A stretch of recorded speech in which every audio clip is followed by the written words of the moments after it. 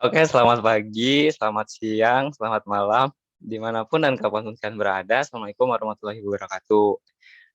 Pada kesempatan kali ini, di sini saya bareng-bareng sama teman-teman saya nih, yaitu ada Danisa, serta ada Nilam, akan mencoba menyampaikan terkait pengembangan model untuk pengendalian persediaan nih teman-teman. Nah, pengembangan model ini akan memanfaatkan konsep dasar dari EOQ, yaitu Economic Order Quantity. Nah, untuk penerapannya sesuai yang ada di background PPT kita ini, yaitu persediaan pada obat-obatan dengan mempertimbangkan faktor kadaluarsa dan faktor diskon.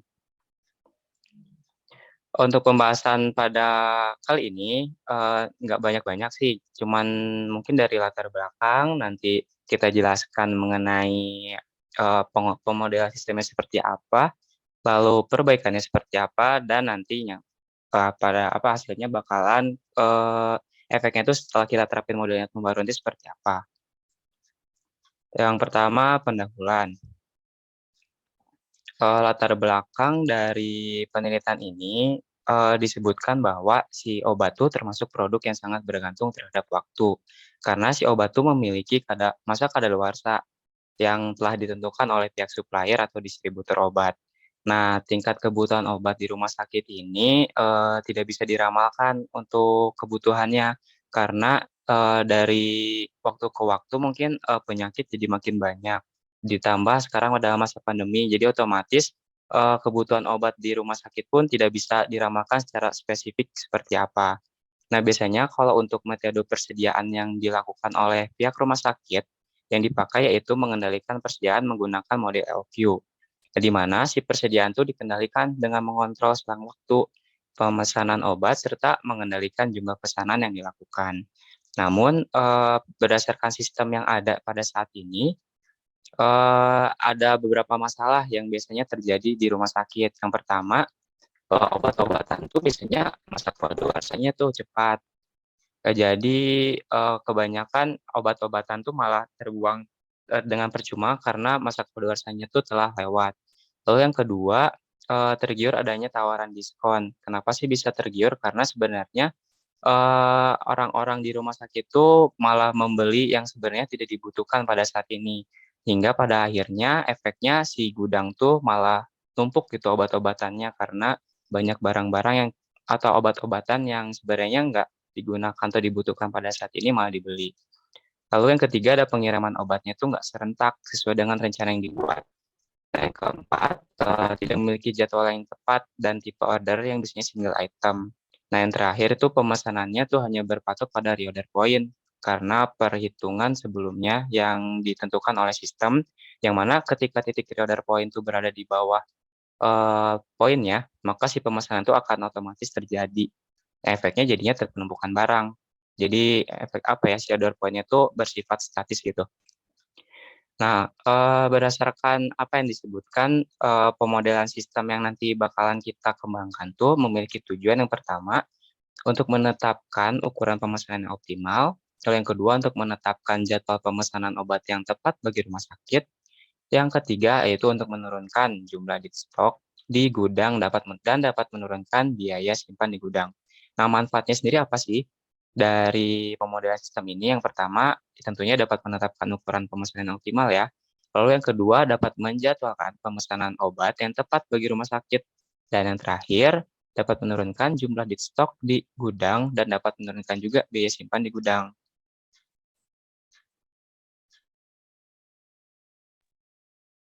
Selanjutnya saya akan menjelaskan tentang deskripsi sistem dari pemodelan yang kita bahas kali ini.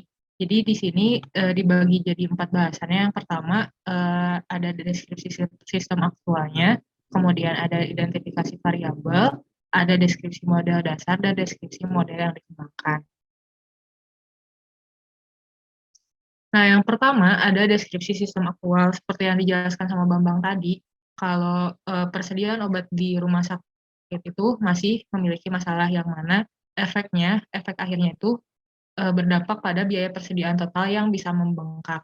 Nah, biaya persediaan total ini dipengaruhi oleh apa aja sih? Yang pertama, Yang pasti itu adalah biaya pemesanan atau order cost. Lalu yang kedua adalah biaya pembelian atau purchase cost. Purchase cost itu harga si obatnya. Nah, yang ketiga ada biaya penyimpanan, yang mana akan bertambah semakin lama si obatnya disimpan di logistik atau di gudang rumah sakitnya. Kemudian, seperti yang dijelaskan di awal, kita ini juga akan mempertimbangkan kadaluarsa dari obat tersebut. Dan yang terakhir ada biaya kekurangan kalau misalkan pada suatu eh, keadaan kita tidak memiliki persediaan obat yang dibutuhkan, maka kita harus mengeluarkan biaya tambahan untuk menutupi kekurangan tersebut. Nah, untuk memenuhi sistem yang akan kita kembangkan, kita mengidentifikasi beberapa variabel yang akan digunakan untuk pemodelan sistem kita. Yang pertama ada I, yaitu tingkat diskon, kemudian M jumlah tingkatan diskon, kemudian J jenis bahan atau jenis obat-obatannya, N itu jumlah jenis obat-obatan yang diperlukan, T itu siklus, P jumlah siklus, CCJT itu biaya persediaan bahan pada bahan J pada siklus ke T, lalu QJT jumlah pemesanan dalam satu siklus bahan J pada siklus ke T, lalu QK jumlah kadaluarsa dalam satu siklus, QJT jumlah pemesanan optimal bahan J pada siklus ke T, PIJ harga beli bahan J pada diskon I, IEJT kurang 1 adalah jumlah sisa persediaan bahan J pada siklus ke T kurang 1, QEJT jumlah sisa persediaan bahan J pada siklus ke T, kemudian ada DJT permintaan tahunan bahan J pada siklus T, TLJ itu lama waktu efektif bahan J atau selang antara bahan hingga kadaluarsa, T2J lama waktu tanpa adanya persediaan bahan atau J, TS itu lama selang waktu siklus, TS lama selang waktu siklus optimal, TKJ lama waktu kadaluarsa bahan J, TLDJ lead time, JJ itu harga jual setelah kadaluarsa, H itu fraksi biaya simpan, CLJ biaya loss sell per unit bahan J, OC itu biaya pemesanan, PC biaya pembelian, HC biaya penyimpanan, dan EC biaya kadaluarsa. Nah, model yang kita kembangkan ini tentunya punya model dasar. Nah, model dasarnya ini kita ambil dari EOQ atau Economic Order Quantity yang mana dipengaruhi oleh 3 faktor, yaitu yang pertama jumlah permintaan, kemudian yang kedua biaya penyimpanan, dan yang terakhir biaya pemesanan. Nah, kalau dalam rumus matematisnya, EOQ itu rumusnya adalah akar dari 2 kali D atau demand kali S itu harga biaya pemesanannya dibagi HC atau holding cost atau biaya penyimpanannya. Nah, rumus itu dipengaruhi oleh D atau demand yang satuannya itu unit, kemudian OC atau biaya pemesanan, rumusnya S per TS, kemudian HC yang rumusnya PIJ kali H kali T1J dikali QJT dikurangi DJT kali TIJ per TS.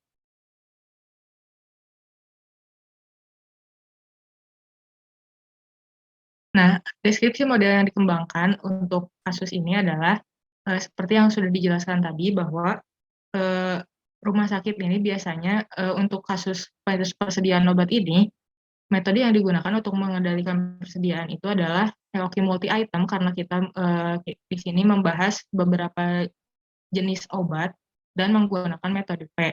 Nah, dengan model ini, persediaan dikendalikan dengan mengontrol selama waktu pemesanan obat serta mengendalikan jumlah pemesanan yang dilakukan. Metode ini akan diterapkan dengan mempertimbangkan masa kadaluarsa yang dimiliki masing-masing obat. Nah, selain masa kadaluarsa, tadi juga disebutkan oleh Bambang bahwa tawaran diskon dari pihak supplier juga dijadikan pertimbangan karena diskon itu biasanya memicu rumah sakit untuk melakukan pemesanan yang tidak diperlukan.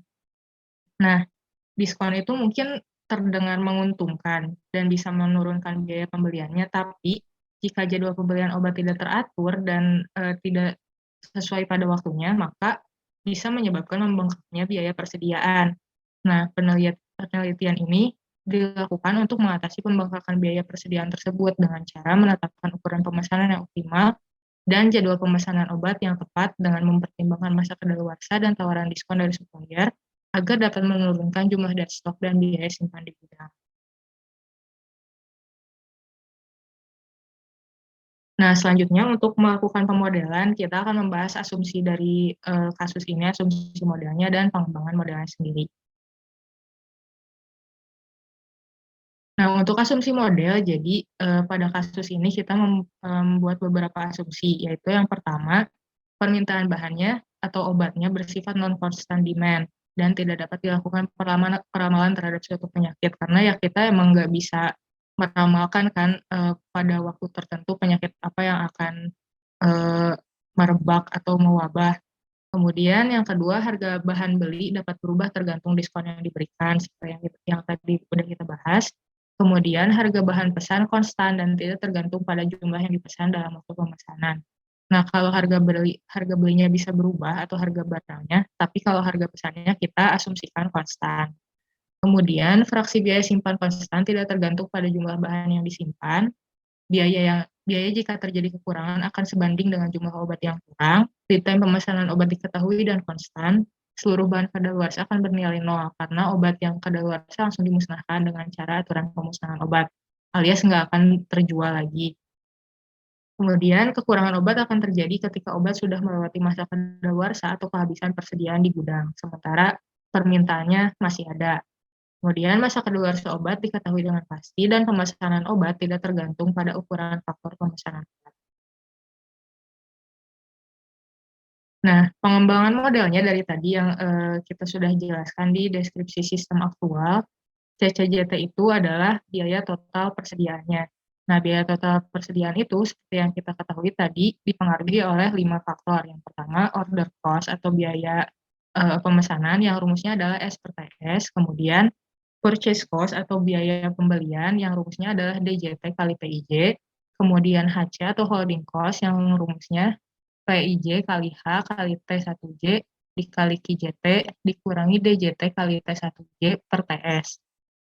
Kemudian SC atau stock out cost itu kalau untuk biaya kekurangan, rumusnya CIJ kali DJT kali TS kurang T1J per TS. Dan yang terakhir yang mempengaruhi biaya persediaan total adalah eh, expired cost atau biaya kadaluarsa yang rumusnya adalah QJT kurang DJT tambah T1J dikali T1J per TS dikali D per QJT kali JJ.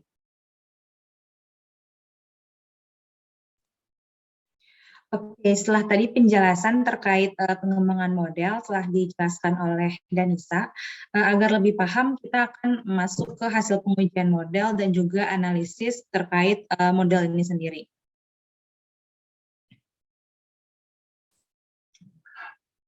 Nah, di sini itu dapat dilihat ada kurang lebih 8 data biaya yang dibutuhkan untuk perhitungan model matematis pengujian model. Dari 8 data ini ada 5 data yang sudah ada tabelnya untuk 8 item obat yang ada di rumah sakit ini, sedangkan untuk 3 item seperti data biaya simpan obat, biaya kadaluarsa dan juga biaya pemusnahan itu diberlakukan sama untuk setiap itemnya. Seperti biaya simpan itu adalah tetap 15% dari setiap unit obat yang akan disimpan.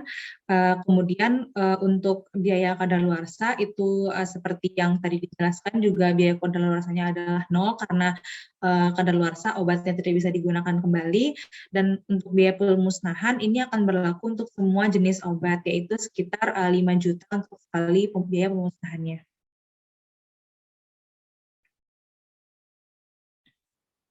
Nah, dari data-data tadi kemudian kita akan masuk ke perhitungan matematisnya.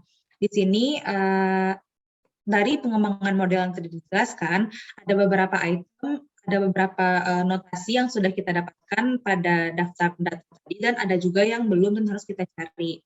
Nah, di sini saya ambil contoh pembahasan untuk perhitungan nilai PIJ atau harga beli dari contohnya itu adalah Amaril jenis obatnya.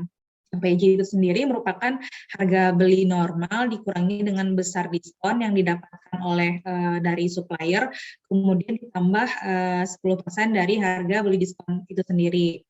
Nah, harga beli si Amaril tadi dijumlahkan dengan dimasukkan sekitar Rp2.416,9, kemudian dikurangin dengan biaya besaran diskon yang didapatkan dari supplier dan juga ditambahkan dengan 10% dari harga diskon.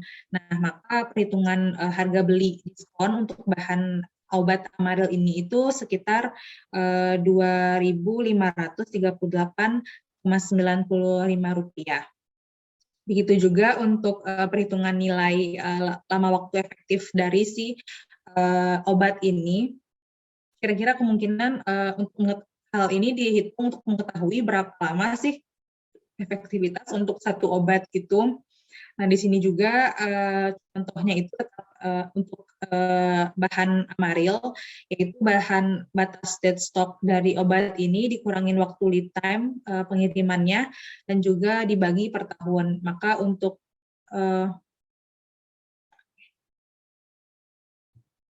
maka kurang lebih untuk lama waktu efektif bahannya itu sekitar 0,43 tahun kalau dikonversiin dalam waktu tahun. Begitu juga untuk perhitungan-perhitungan selanjutnya. Untuk perhitungan waktu siklus, waktu lama selang waktu siklus itu yang optimalnya itu sekitar pemesanan dilakukan sekitar 148 hari. Kemudian untuk nilai ukuran pemesanan yang optimalnya itu sekitar 40 unit untuk obat Amaril. Kemudian waktu frekuensi pemesanannya itu sekitar 3 kali dalam per tahunnya. Kemudian untuk data biaya simpan obat yang tergantung dari berhubungan dari biaya pemesanan, biaya pembelian, kemudian biaya penyimpanan, didapatkan total sekitar 9.762,11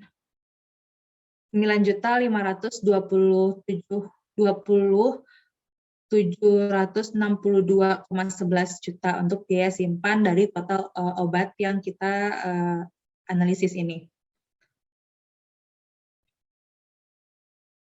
Nah, dari perhitungan tadi, maka dapat kita analisis apakah perhitungan ini cukup efektif apa tidak apakah pengembangan model ini cukup efektif atau tidak kita gunakan. Nah, untuk waktu siklus sendiri yang semula kita tidak memiliki waktu siklus untuk pemesanan obat yang ada di rumah sakit ini, kita dapatkan bahwa waktu siklus yang optimal adalah sekitar dapat dilakukan setiap 0,4 tahun atau dengan kata lain 3 bulan dalam 1 tahun itu ada 3 kali pemesanan. Dengan kata lain, pemesanan dapat dilakukan sekali dalam 149 hari atau sekali dalam 3 bulan. Hal ini akan berlaku untuk semua jenis obat yang ada di rumah sakit tersebut. Kemudian untuk ukuran pemesanannya sendiri itu berbeda-beda dari setiap jenis obat. Untuk Amaril sendiri semula kita melakukan pengukuran pemesanan itu sebanyak 210 unit yang menyebabkan yang tidak sesuai dengan dead stock atau kadaluarsa obatnya. Setelah dilakukan pengembangan model ini kita mendapatkan ukuran pemesanannya itu sekitar 10 unit dalam sekali pemesanannya. Begitupun diikuti dengan jenis-jenis obat yang lainnya. Kemudian untuk jumlah dead stock akhir atau perbandingan dari kadaluarsa sebelum diberlakukannya pengembangan model ini dengan setelah dapat dilihat itu jumlah kadaluarsa yang dead stock-nya itu sangat berkurang. Yang semula untuk Amaril itu sekitar 74 kadaluarsanya. Sekarang setelah dilakukan perkembangan itu tetap masih ada, cuman lebih menurun angkanya. Kemudian, yang terakhir itu analisis untuk biaya total persediaan. Karena seperti yang kita lihat di tabel ini, angka untuk selisih biaya before dan after pengembangan model ini cukup signifikan, yaitu sekitar 50% penurunannya. Artinya kita ada penghematan biaya di penggunaan model pengembangan ini.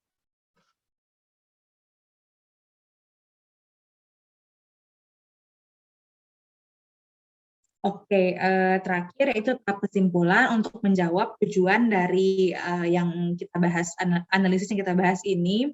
Ternyata, setelah dapat kita simpulkan, model matematika yang kita gunakan dalam penelitian ini, yaitu EOKI multi-item dengan mempertimbangkan dead stock dan juga diskon dari, supplier, itu dapat digunakan pada kasus, untuk menurunkan total biaya simpan rumah sakit X ini. Kemudian, untuk jadwal pemesanan obat, itu yang tadinya kita, tidak memiliki jadwal pasti, sekarang kita memiliki jadwal pemesanan pasti dan juga hal ini akan menurunkan jumlah dead stock di gudang dan menurunkan total biaya simpan, yaitu, 0,4 tahun atau sekitar 149 atau 1 kali dalam 3 bulan pemesanannya.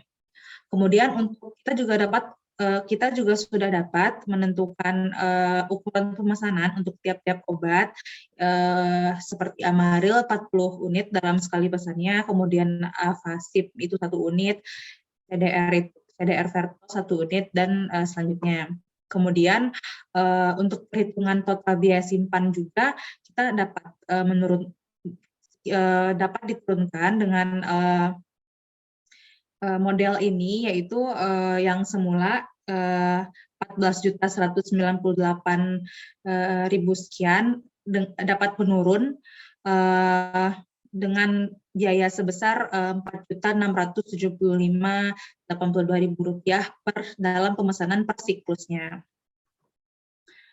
Oke, sepertinya sekian, dari kelompok kami. Terima kasih, atas perhatiannya. Maaf jika ada, kesalahan kata atau kalimat. Sampai ketemu di pembahasan selanjutnya.